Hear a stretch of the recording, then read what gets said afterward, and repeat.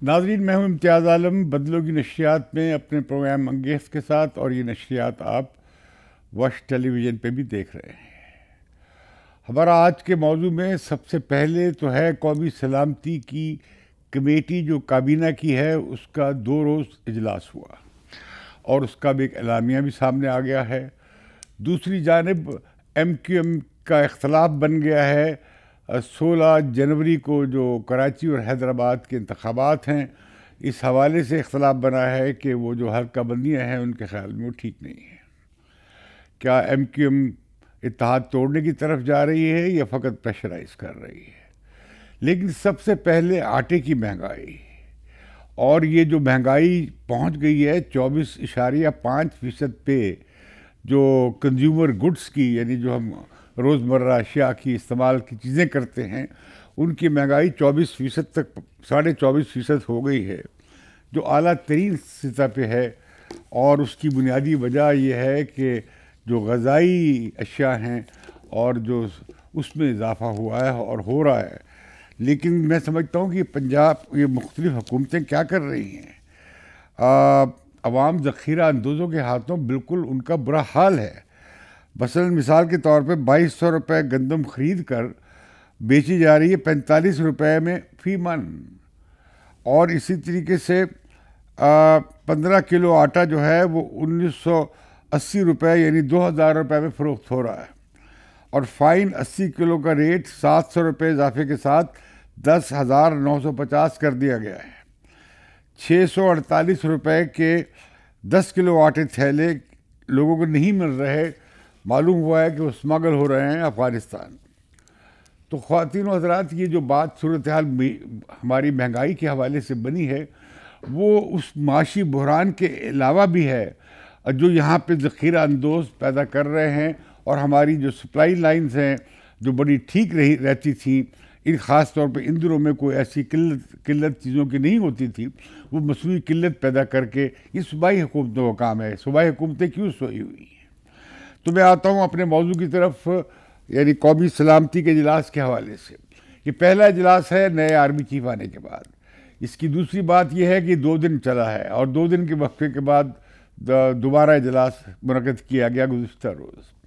मैं उसके एलामिये की बड़ा मुंतज़र था कि उसमें क्या नई बात आती है। लेकिन मैं जो हमारे सामने एलामिया आया है उसमें 3-4 बातें काबिल गौर हैं। पहली बात तो यह है कि ये माना गया है कि माशी सलामती ही बुनियादी सलामती है, और अगर माशी सलामती न रहे और माशी खुद मुख्तारी और खुद निसारी न रहे तो फिर कौमी आज़ादी और वक़ार भी नहीं बचता है।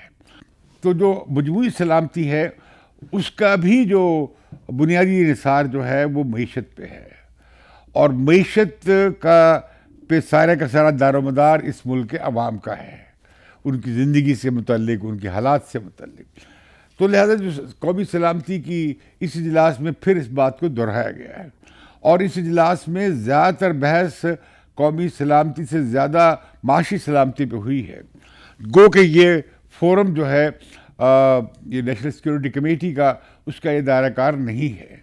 लेकिन गालिबन सिविलियन क़यादत ने या मुंतखब क़यादत ने ज़रूरी समझा है कि नेशनल सिक्योरिटी अपरेटस को भी ऑन बोर्ड लिया जाए जो सूरत हाल है, क्योंकि उन्हें भी यकीनन तफ्तीश होगी।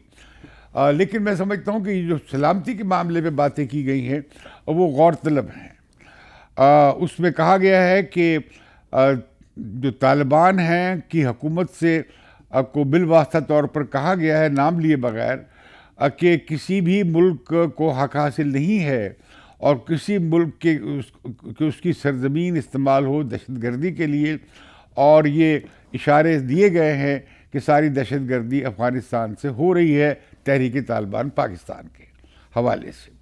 लेकिन इससे पहले एक बड़ा इंकशाफ खुद इमरान खान कर चुके हैं कि वो 50,000 लोगों को, अफ़गानों को, ये जो महाजरीन थे या जो तालिबान थे, उन्हें वापस लाना चाह रहे थे, जिसमें 5 से 10 हज़ार उनके बकौल वो तालिबान भी थे, तहरीक तालिबान के एक्टिविस्ट भी थे, जिस पर आज बहुत बरसे हैं बिलावल भुट्टो कि देखिए ये पहले हमने फतह हासिल की थी, यहाँ से हमने दहशतगर्दी का कला कमा किया था, इतनी कुर्बानियाँ दी थी, ज़रब अज़ब हुआ, फिर ये बाद ये जो रद्दुल फसाद हुआ, इसके बावजूद कि हम कामयाबी हासिल कर चुके थे और इससे धकेल दिया था हमने अपनी सरहदों से बाहर दहशत गर्दों को, जिन्होंने अफ़गानिस्तान में जाके पनाह ली थी, उन्हें हम वापस लेकर आए, उन्हें हमने रिहा किया जेलों से और उन्हें रिहेबिलिटेट करने की एक कोशिश हुई थी, जो कि बुरी तरीके से नाकाम हो गई। उन्होंने फिर बंदूकें निकाल ली हैं और दहशत गर्दी बढ़ गई है। अफ़गान हुकूमत ने बड़ा सख्त रद्द-ए-अमल दिया है हमारे वज़ीर दाखिला के बयान पे कि अगर हम अफ़गानिस्तान से बात करेंगे, अगर वो न रुकी तो फिर हम उनकी कमी गाहों पे या उनके अड्डों पे, हाइड आउट्स पे हम पाकिस्तान उन बराह रास्त हमला कर सकता है। इस पर सख्त रद्द-ए-अमल का वज़ारत दिफ़ा अफ़गानिस्तान ने उसका बड़ा सख्त जवाब दिया है और साथ ये कहा है कि ऐसे तालिबान तो यहाँ पे है ही नहीं, उनकी यहाँ मराकज़ नहीं है तहरीक तालिबान के, वो पाकिस्तान ही में हैं। तो एक तो कौमी सलामती की में ये हुआ है कि दोबारा से नेशनल एक्शन प्रोग्राम की याद सताई है और उस पर जोर दिया गया है और कहा गया है कि सूबाई हुकूमतों और वफाकी हुकूमत की क़यादत में दहशत गर्दी के ख़िलाफ़ कार्रवाई होगी। उसके लिए एपेक्स कमेटीज़ भी बहाल कर दी गई हैं। गोया सिविल मिलिट्री ताउन को यकीनी बनाया गया है। गो कि ये काफ़ी बड़ी एनक्रोचमेंट है सूबाई खुद मुख्तारी पे भी और सियासी हुकूमत के अमूर में भी, लेकिन लॉ एंड ऑर्डर का मामला ज़ाहिर है कि ये जो हमारे काउंटर टेररिज्म डिपार्टमेंट हैं, ये लेवीज़ हैं, ये पुलिस हैं, उनके बस की बात नहीं है, वो उतनी ट्रेन नहीं है। इसमें ये कहा गया है कौमी सलामती की पॉलिसी में कि कमेटी के एलामिया में कहा गया है कि काउंटर टेररिज्म डिपार्टमेंट को भी मॉडर्नाइज़ किया जाएगा, लेवीज़ को भी मॉडर्नाइज़ किया जाएगा। मैं समझता हूँ कि ये तजवीज़ कोई मुनासिब तजवीज़ नहीं है। गो के काउंटर टेररिज्म डिपार्टमेंट की कैपेसिटी बिल्ड करनी चाहिए, लेकिन हमारी फ़ौज इतनी बड़ी है कि उसके ये बुनियादी काम उन्हीं का है टेररिज्म के ख़िलाफ़। अब क्यों ना फ़ौज ही का स्पेशलाइज यूनिट्स बने, या पहले भी मौजूद हैं, पहले से मौजूद हैं, क्योंकि इतनी लंबी हमने इसके ख़िलाफ़ एंटी टेररिज्म फ़ाइट की थी, तो लिहाजा बड़ा एक्सपीरियंस भी है। तो क्यों ना ये काम, और ये काम बुनियादी तौर पर फ़ौज ही करती रही है और फ़ौज ही करेगी, और इसमें काउंटर टेररिज्म डिपार्टमेंट का किरदार जिस हद तक भी हो सकता है उससे बेहतर करना चाहिए, लेकिन बुनियादी काम ये फ़ौज ही का रहेगा। गो के पुलिसिंग का काम पुलिस ही के पास होना चाहिए। इसमें कौमी सलामती की इस कमेटी इस मीटिंग में बहुत सारे फैसले किए गए हैं। ख़ास तौर पे इकनॉमिक 10 साल का रोड मैप बनेगा, उसके अलावा जो IMF के प्रोग्राम के हवाले से फैसले कर लिए गए हैं कि IMF के प्रोग्राम में रहा जाएगा, और ये कि 70 रुपये से बढ़ाकर 100 रुपये लेवी कर दिया गया है, कर दिया जाएगा पेट्रोल पे। मतलब ये है कि जो शराइत थी IMF की कि तेल की कीमतें बढ़ेंगी तो फिर ज़ाहिर है बिजली की कीमतें भी बढ़ेंगी, और जब बिजली की और तेल की कीमतें बढ़ेंगी तो ज़ाहिर है कि ट्रांसपोर्ट के किराए भी बढ़ेंगे, और इस तरह बाकी महंगाई को एक और महंगाई का रेला आएगा। लेकिन हम IMF के प्रोग्राम के लिए क्वालिफाई कर सकेंगे, और हमें दोस्त मुल्क भी IMF के प्रोग्राम के बहाली के साथ ही जो नवा रिव्यू होना है उसके साथ ही दे सकेंगे। लेकिन मैं ये हैरान हुआ इस बात पर कि जिस बात का बहुत ज़्यादा ज़िक्र होना चाहिए था कि आखिर ये तालिबान वापस कैसे आए हैं, इन्हें क्यों लाया गया था, वो किसके फैसले थे, और इन्हें किस तादाद में वापस लाया गया, और अब ये जो मसला बने हैं इसका ज़िम्मेदार कौन है। और इसमें यकीनन न पार्लियामेंट को एतमाद में लिया गया था और न काबीना को एतमाद में लिया गया था, और ये हमारे कुछ अफसरों का काम था जिन्होंने काम किया था, और ये बात अब ये तय है कि उसमें जो उन्होंने किया वो सामने उसके नताइज हमारे आ गए हैं। दूसरी बात यह है कि ये जो हमने तालिबान की जो इतनी लंबी पॉलिसी इख्तियार की 40 साल से, उसके बाद 20 साल से ये वॉर ऑन टेरर में हम शामिल रहे हैं, उसके बाद हमने क्या नताइज अख़ज़ किए इस सारी जंग से, पाकिस्तान ने क्या सबक हासिल किए हैं। हमने क्यों तालिबान की ये कोशिश की कि अमेरिका के साथ हमने डबल गेम करते हुए तालिबान को बचा के रखा, और उन तालिबान के मेहमान नवाज बने तहरीक तालिबान पाकिस्तान के लोग, और उसके बाद जब अब उनकी हुकूमत आ गई और तहरीक तालिबान पाकिस्तान धकेली गई थी बॉर्डर के उस तरफ अफ़गानिस्तान में, तो दोबारा उन्होंने उनके जहाद में हिस्सा भी लिया था। अब वो तहरीक तालिबान अफ़गानिस्तान तहरीक तालिबान पाकिस्तान के ख़िलाफ़ कोई कार्रवाई नहीं कर सकती, न करेगी। इसीलिए वो इनकार कर रहे हैं कि यहाँ तो है ही नहीं, ऐसे मराकज़ ही नहीं हैं, और ये तो सारे के सारे पाकिस्तान में इनके मराकज़ हैं। जबकि वज़ीर दफ़ा ने कहा है कि यहाँ तो एक सेंटर भी उनका नहीं है जहाँ से जिसके बारे में कहा जा सके कि ये तालिबान की कोई एक सेंचुरी बन गई है। ऐसी बात नहीं है। उन्होंने इसकी तरदीद की है, सख्ती के साथ तरदीद की है। तो ये जो पॉलिसी सारी ये जो सारे नताइज सामने आए हैं, ये बड़े खौफनाक नताइज हैं। इसका कोई इसके बारे में कोई नताइज अखज़ करके कौमी सलामती की पॉलिसी को एनरिच करना चाहिए। तो कौमी सलामती के इस इजलास में मैं हैरान हुआ कि दूसरे दिन बिलावल भुट्टो वज़ीर ख़ारजा से मौजूद नहीं थे। गो कि वो पहले दिन ही मिनिस्टर ऑफ स्टेट जो थी वो पेश कर चुकी थी हिना खर अपने बलूचिस्तान के अफ़गानिस्तान के दौरे के हवाले से रिपोर्ट उन्होंने दे दी थी। तो लिहाजा मैं समझता हूँ कि ये जो इस वक्त जो कौमी सलामती का इजलास हुआ है उसमें एक मुत्तफ़िका राय का सामने आना एक मुस्बत बात है कि मिलिट्री इस्टेब्लिशमेंट और पॉलिटिकल लीडरशिप जो है इलेक्टेड वो एक सफ़े पे हो गई हैं और वो अब मिलकर इस पॉलिसी को परस्यू करेगी।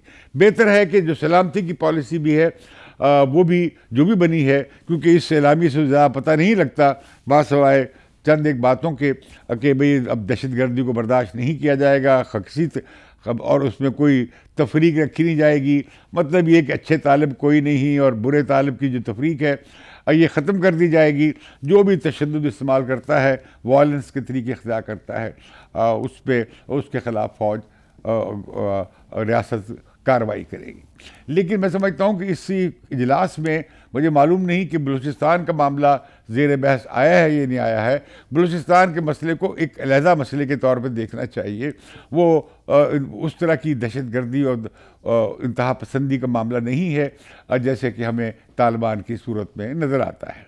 अब यकीनन बलोच कौम परस्तों का एक हिस्सा ने बंदूक उठाई हुई है और वो काफ़ी कार्रवाइयाँ कर रहे हैं, दहशतगर्दाना कार्रवाई कर रहे हैं, लेकिन उनसे सियासी बातचीत का मामला तय हुआ था नेशनल एक्शन प्लान में कि उनसे सियासी मुज़ाकरात के ज़रिए इस मसले का हल निकालने की कोशिश की जाएगी। और मिसिंग पर्सन के मामले पे भी ये कमेटी नेशनल सिक्योरिटी कमेटी की मीटिंग के एलामिये में कोई बात हमें नज़र नहीं आती।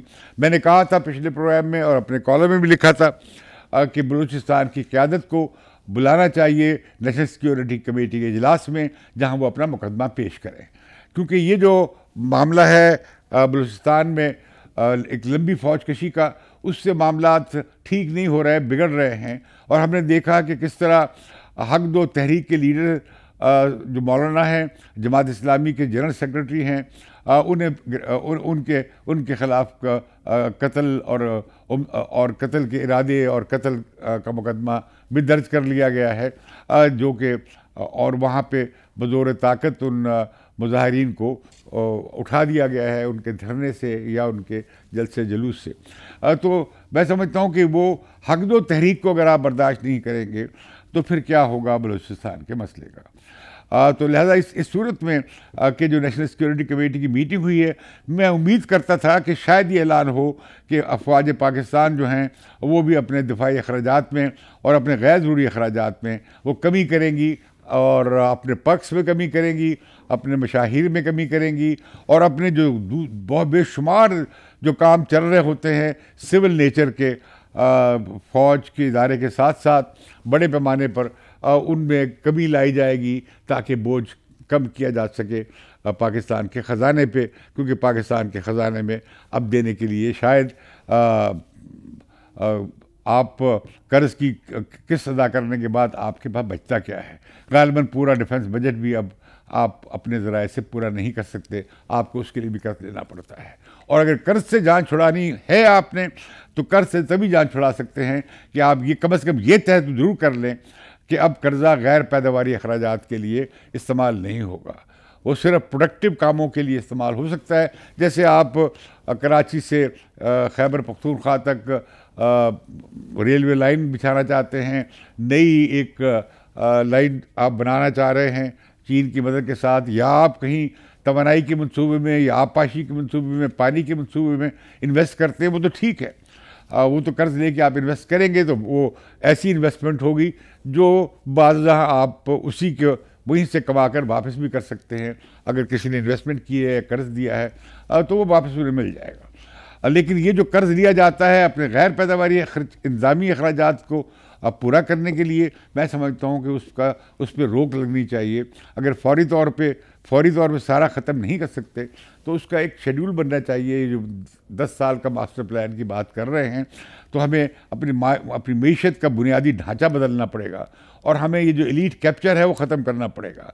और ये कि हमने ये जो अपनी खपत को और कंजम्पशन के लिए पे हम अपना 90-95% पैसा उस पर हमारा चला जाता है, और ये जो सारी इंपोर्ट्स हैं वो भी कंजम्पशन से मुतल्लिक हैं, और ये जो हमारा एक्सपोर्ट का स्ट्रक्चर है वो भी बड़ा महदूद है। उससे हम ये जो अपना तजारती तवाज़ुन जो है वो ठीक नहीं कर पाएंगे जब तक हम अपनी एक्सपोर्ट्स को यानी बरामदात को बहुत ज़्यादा डाइवर्सिफाई नहीं करते और उनका स्केल नहीं बढ़ाते।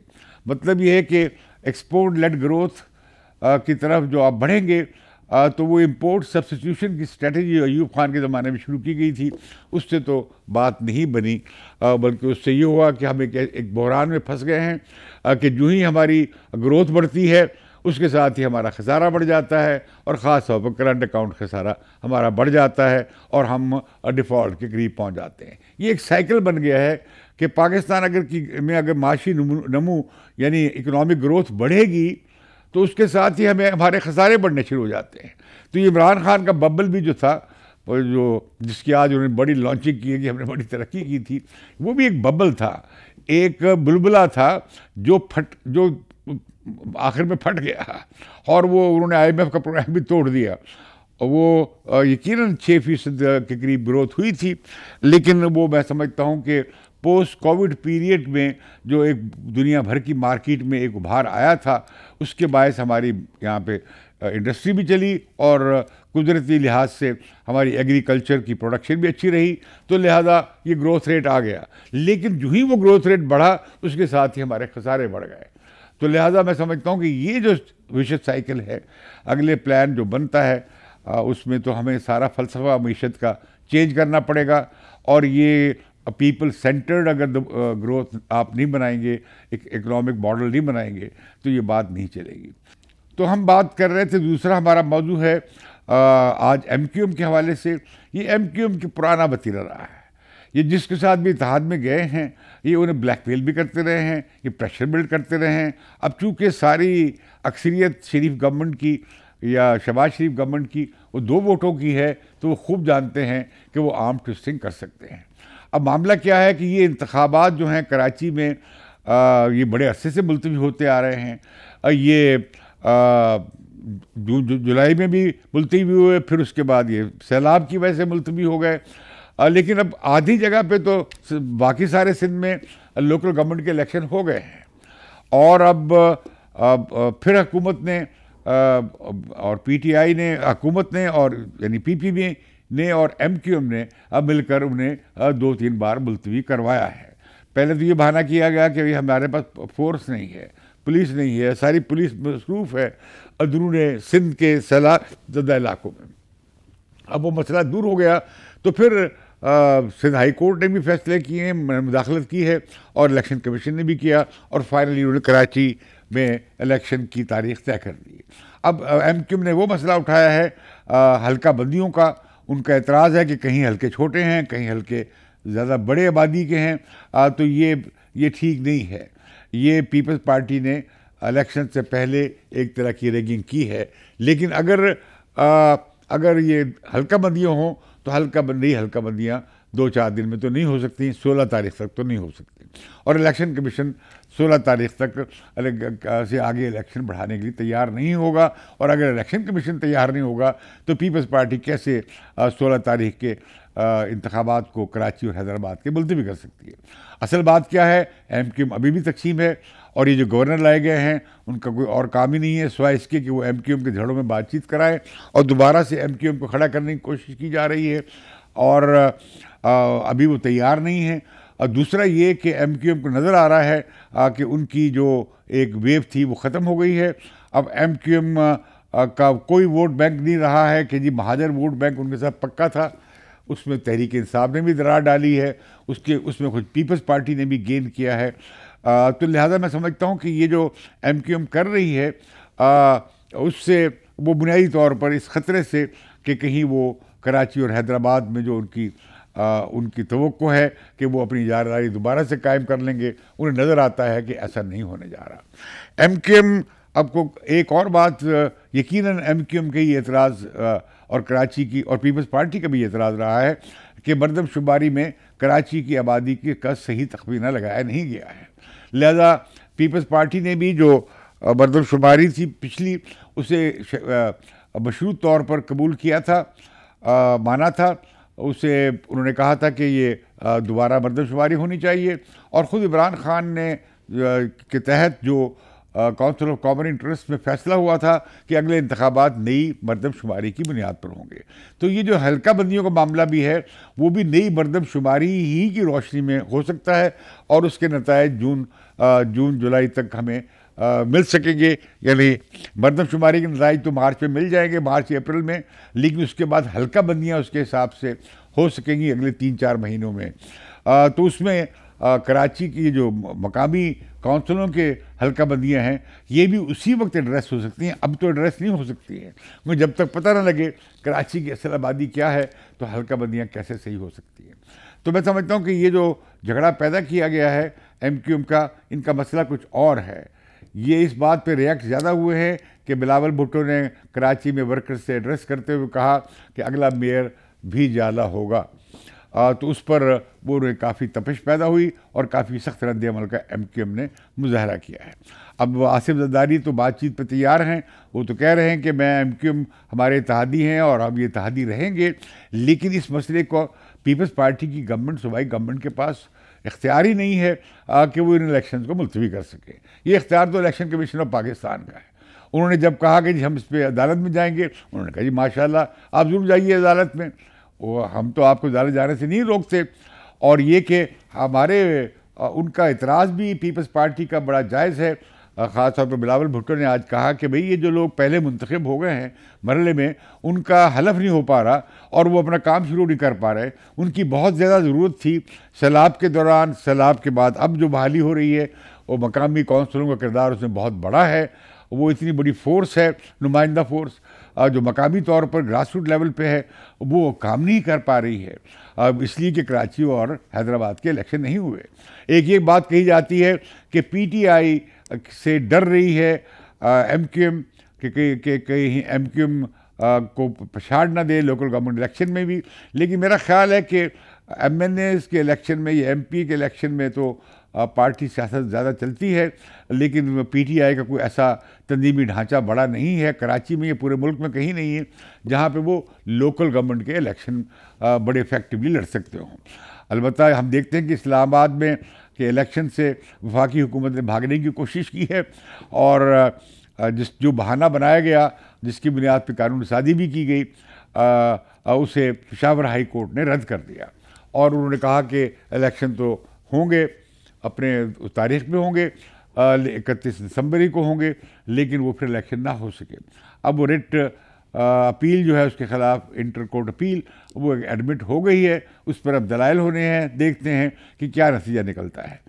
मैं समझता हूँ कि ये जो बहाना बनाया गया ये कोई अच्छा बहाना नहीं था, इलेक्शन होने देते। और वैसे भी कौन सी सूबाई हुकूमत या वफाकी हुकूमत तो चाहती है कि सूबे ज़रूर मकामी हुकूमतों को मजबूत करें, लेकिन जो सूबे में हुकूमतें हैं भले किसी पार्टी की हैं, वो किसी सूरत में अपने इख्तियारात, सूबाई इख्तियारात या महकमे वो डिवॉल्व करना नहीं चाहते, मकामी हुकूमतों को मजबूत करना नहीं चाहते। जिस तरह पीपल्स पार्टी यकीनन नहीं चाहती कि कराची उनके हाथ से निकल जाए, और ये कि अगर निकलता है तो फिर इख्तियार क्यों दिया जाए लोकल गवर्नमेंट को। मैं समझता हूँ ये गलत अप्रोच है।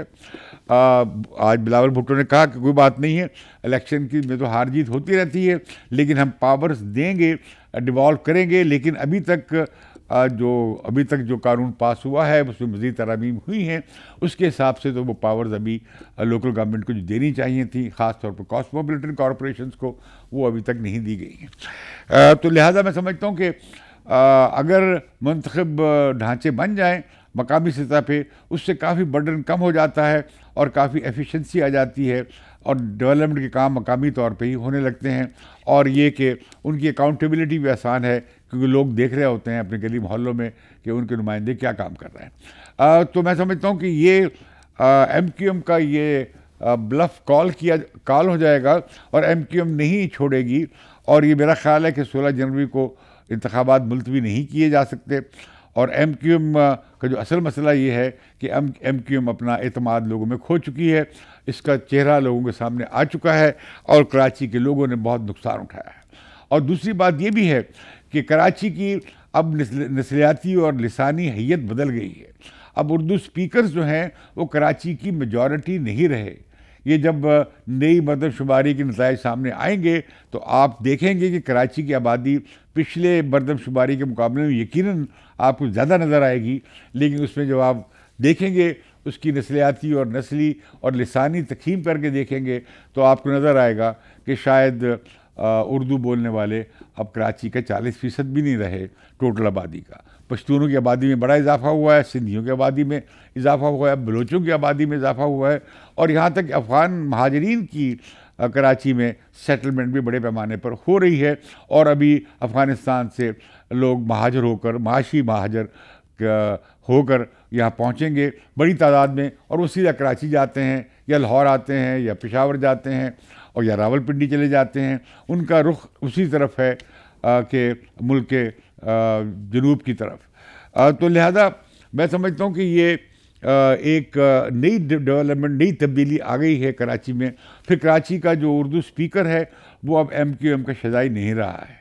जो शॉवरिज्म फैलाया गया था, जो नफरत फैलाई गई थी, और MQM ने जो फाशिज्म दिखाया था, जो कत्ल व गारत गरी वो करते थे और जिस तरह लोगों की वो शूशी बनाते थे, मशीनों में लाशों को से निकाल कर उनका कीमा बना देते थे। ये मुझे खुद बताया एक MQM के लीडर ने कि इम्तियाज़ भाई हम तो शूशी बनाते हैं। वो शूशी से बना, वो कहते एक शीशी में आ जाता है। पता नहीं वो कैसे करते होंगे, लेकिन बाहर कैफ उस खौफनाक दौर से कराची के लोग निकले हैं। कराची से दहशतगर्दी का ख़ात्मा हुआ है, लेकिन कराची में ये जो स्ट्रीट क्राइम है वो बहुत बढ़ गया है। उम्मीद कर सकते हैं कि कराची की जो सिंध की गवर्नमेंट है इस स्ट्रीट क्राइम के मसले को भी ज़रूर एड्रेस करेगी। तो नाज़रीन, हम बात कर रहे हैं, अब इमरान खान के बारे में बात कर रहे हैं कि इमरान खान लगता है अब थक गए हैं। इमरान खान पीछे हटते नज़र आ रहे हैं।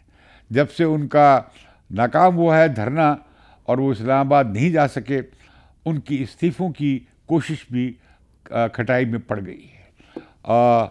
वो लगता ये है कि दर हकीकत इस्तीफ़ों का कार्ड तो डराने के लिए इस्तेमाल कर रहे हैं और असम्बलियाँ तोड़ने का भी। अगर असम्बली तोड़नी होती तो सबसे पहले खैबर पख्तूनख्वा की असम्बली तोड़ सकते थे, लेकिन ऐसा उन्होंने नहीं किया है। वो सारा मामला उन्होंने पंजाब पे डाल दिया है और पंजाब में चौधरी परवेज़ इलाही उनके कब्ज़े में नहीं हैं।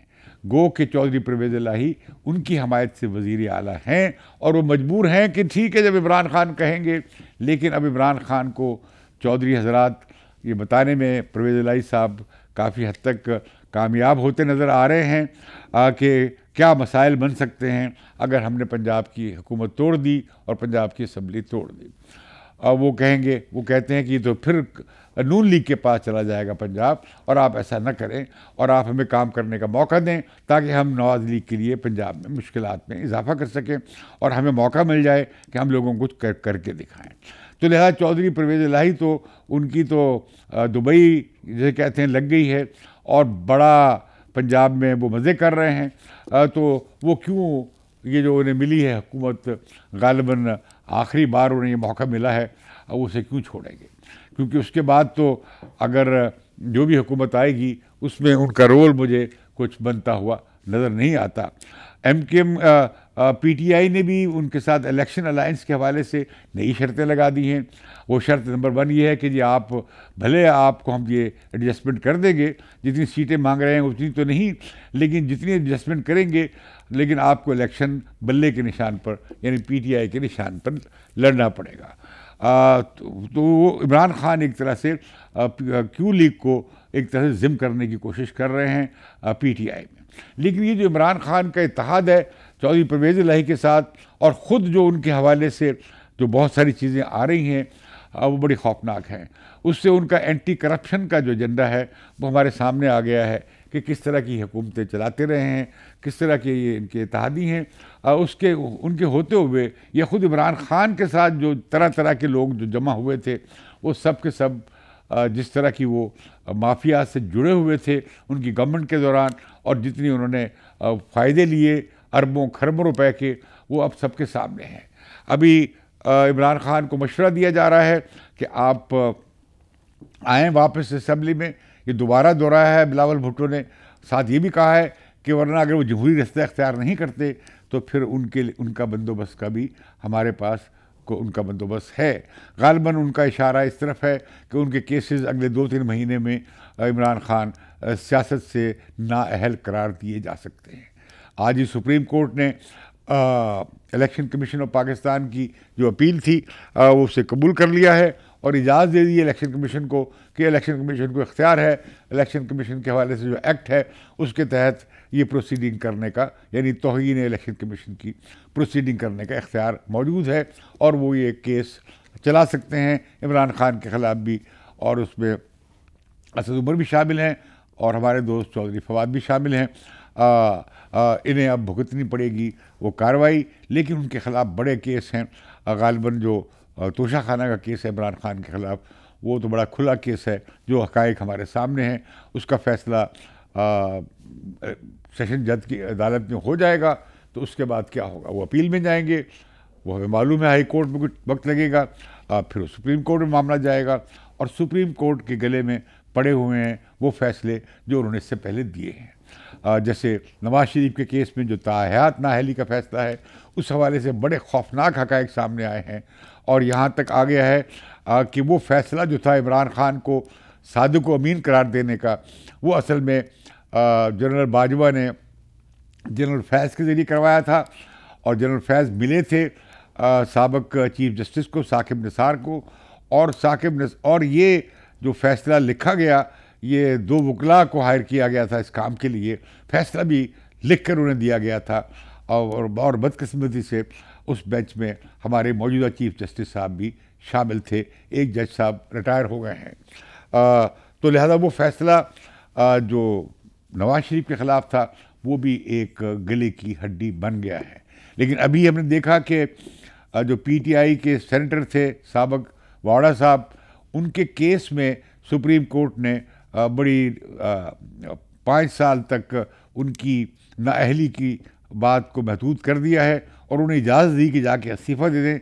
सेनेट की चेयर की मेंबरशिप से उन्होंने जाके वो इस्तीफ़ा दे दिया है और ये बात हमारे सामने आई कि कोई रास्ता उन्होंने एक और प्रेसिडेंट क्रिएट की है जो गालिबन जो नवाज शरीफ का फ़ैसला था उसकी नफ़ी करता है। ये फ़ैसला जो किया गया वाड़ा के केस में।